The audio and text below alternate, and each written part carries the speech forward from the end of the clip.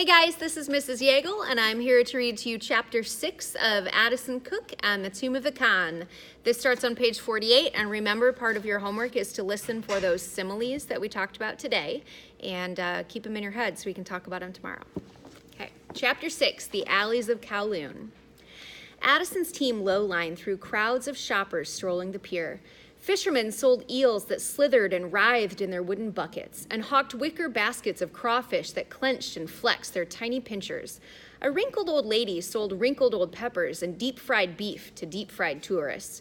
The team sneaked into the ferry terminal, keeping a measured distance from Aunt Delia and Uncle Nigel. The ferry to Kowloon cost $2 Hong Kong dollars per person, but Addison got the boatman down to $1.50 on a group rate. They raced up the gangplank just as the ferry's engines cranked up, belching diesel and shaking the ship. The old boat shoved off into Victoria Harbor. Molly kept a sharp-eyed lookout on Aunt Delia and Uncle Nigel as the bodyguards maneuvered them to the far end of the ship. She anxiously paced the deck. Addison maintained a low profile, leaning against the gunwale on the starboard side and listening to the lonely sighs of a blind Ero player, bowing his python-skinned instrument and begging for change. The ferry crept across the channel with a rhythmic chug, slicing past the silent race of three-masted Chinese junks whose fanned sails unfurled like the translucent wings of dragons. The team disembarked in Kowloon, which Raj informed them was the most densely populated neighborhood in the world. Amid the throngs of people, Addison had to periodically hop into the air, trying not to lose sight of Aunt Delia and Uncle Nigel. He halfway wished for a periscope, but at least they had Eddie, who was tall and skinny enough to serve as one. They pushed north against the raging flood of foot traffic, fighting their way upstream like spawning salmon. "This is Triad territory," Raj announced excitedly, pointing to several triangles spray-painted on the cracked walls of tenements. "The Triads are the most powerful Chinese gang." "That doesn't sound good," said Molly. "Also, why do you know that?" "My favorite book, Mission Survival by Babutande Okono, devotes several chapters to surviving encounters with Asian gangs." Before Raj could unleash a tidal wave of data on Asian street gangs, Eddie halted the group with a warning palm of his hand. Up ahead, Madame Feng's bodyguards paused outside a restaurant called the Jade Tiger. They ushered Aunt Delia and Uncle Nigel inside, shutting the doors behind them. Two guards with square jaws, squared shoulders, and flat-top haircuts blocked the doors, crossed their arms, and stared down any pedestrian who passed. "Do we follow them into the restaurant?" asked Raj uncertainly. "I don't think they're open," said Eddie. "Addison, is this the part where you talk our way inside?" Addison pursed his lips. Normally, he had boundless confidence with this sort of maneuver, yet maybe it was the predatory stare of the guards. Maybe it was the gun holsters protruding from their leather jackets, or maybe it was Addison's complete lack of Cantonese, but he just didn't see any percentage in his gamble. He made up his mind. Back door. They circled around to the rear alley and found the restaurant kitchen door by dead reckoning. Addison crossed his fingers for luck and tried the handle, but it was locked. "I bought my new lock-picking set. Bought it downtown on Canal Street." Raj eagerly drew a felt cloth from a side pocket of his camouflage pants and unfurled it, revealing a row of glittering picks and files.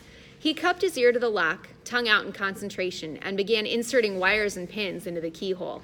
Eddie and Molly kept a lookout. Addison gave Raj a minute, and then two, tapping his foot. "I could have sawed a hole through the door by now." "Lock-picking is an art, not a science. It just takes time and patience." "I have neither." Addison knocked loudly on the door. "What are you doing?" Eddie yelped, leaping 3 inches into the air. "This is how I pick a lock," said Addison. He heard someone unbolting the door from the inside. He turned quickly to his sister. "Mo, play dead." Molly, trained by a lifetime of living with Addison, collapsed into Raj's arms, no questions asked. Raj blushed red. He had no choice but to hold her up by the armpits, or she'd fall into the alleyway, which was probably filthy. With one free hand, he did his best to gather up his lock-picking set. The door scraped open, nearly tipping Raj over. "Eddie, don't just stand there, help me!" Eddie scooped up Molly's legs. Her limp, lifeless body hung suspended between Eddie and Raj like a hammock. A sullen man in a poofy white chef's hat stood backlit in the doorway, taking in the scene. A crooked trail of ash dangled from the cigarette wedged in his frowning mug. He was thick-necked like a bulldog and with the same jowled cheeks. Addison stepped forward, straightening his tie. Addison Cooke, pleasure to meet you.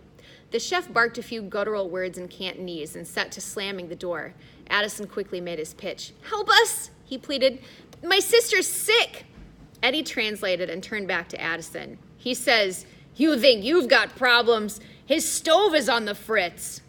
Addison held up one of Molly's limp arms and let it drop to her side, dangling helplessly. Please, she has so much life ahead of her. We just need to use your phone. The chef growled a few more words and pointed down the alleyway. He says there's an animal shelter 3 blocks away, Eddie translated.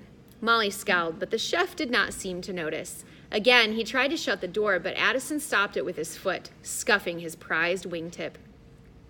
Addison felt some tears might help sell his performance.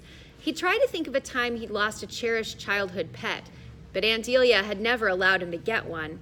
This made him think of Aunt Delia's animal allergies, and Addison was able to approximate the teary-eyed look she gave after a cat-induced sneezing fit. Please, sir, my sister barely has the use of her brain. She basically only cares about sports. We just want to use your phone. The chef shook his head firmly, but this time Addison did not trouble himself to listen. He marched through the back door and into the kitchen. Sometimes it's better to ask forgiveness than permission. Eddie and Raj waddled in after him, struggling to keep Molly's sagging body from dragging on the floor. The chef threw his arms up in the air in defeat. He pointed to the phone hanging on the wall. Addison turned to Eddie. Well? Me? You're the one who does the talking. Eddie, said Addison as patiently as he could. Only one of us speaks Chinese. Right. Eddie dropped Molly's legs abruptly and picked up the phone. What's the number for emergency services in Hong Kong? Eddie, she's not actually sick. Oh, right. Just pretend to call someone. Sure, got it. Eddie began plunking random numbers. The chef folded his arms and watched suspiciously. Addison helped Raj hoist Molly onto a stainless steel prep station, shoving aside chopping boards and measuring cups that clattered to the floor.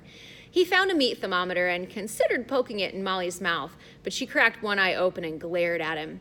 He made a show of feeling her forehead instead. She's burning up! He scanned the kitchen and spotted the walk-in freezer. He called to the chef. Please, sir, do you have any ice? We've got to keep her temperature down or she'll get more brain damage. Eddie cupped a hand over the phone he wasn't really using and translated.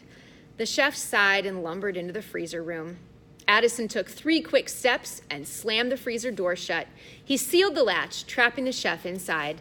The chef pressed his face against the window, hollering with rage and pounding his fist against the glass, but his shouts were barely audible through the sealed door. And that, said Addison, patting his hands together, is how you sneak into a restaurant. Do you think he'll be okay in there? Asked Molly, returning to life. Addison peered at the freezer thermostat and raised it to a balmy 72 degrees. We'll let him out before we leave. He's in a room full of food. He won't starve. Molly marched over to the kitchen doors and peered through the smudged circular window into the restaurant. Aunt Delia and Uncle Nigel were seated in the center table, surrounded by guards. They're here! Addison found waiters' aprons in the kitchen closet and doled them out. He made Eddie tuck in his shirt and found a salad fork so Raj could properly comb his hair. We're not real waiters, Eddie grumbled. Still, said Addison, fussing over Molly's apron knot, I won't have you going out there looking like slobs. Not while I run this kitchen. He lined them up straight, examined their hands and fingernails, and nodded his approval. It's showtime, said Addison, and pushed his way through the swinging doors into the restaurant. All right, that's chapter 6.